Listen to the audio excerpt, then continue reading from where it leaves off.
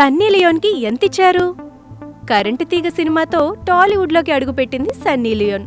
సన్నీ ఎంట్రీకి, ఆమె తెరకెక్కించిన పాటకి మాస్ జనాల నుంచి మంచి రెస్పాన్స్ వచ్చేసింది. దాంతో చిత్ర బృందం చేసిన ప్రయత్నం ఫలించినట్టయింది. ఈ సినిమా కోసం సన్నీ కేవలం 5 రోజులు మాత్రమే కాల్ షీట్లు కేటాయించింది. 5 రోజుల కోసం ఎంత తీసుకుందో తెలుసా? అక్షరాల 75 లక్షలు. వామ్మో, రోజుకి 25 లక్షలన్నమాట. సన్నీ ఇచ్చిన 5 రోజుల్ని చిత్ర బృందం బాగానే ఉపయోగించుకుంది. ఆ పైన 5-6 సీన్లు, ఓ హాట్ పాటని తెరకెక్కించగలిగారు. అంతేకాదు సన్నీతో వీడియో ఇంటర్వ్యూలు చేయించి మీడియాకు అందించారు. ఈ 5 రోజులు సన్నీ లియోన్ అందించిన కోఆపరేషన్ అదిరిపోయిందని చిత్ర బృందమే చెబుతోంది.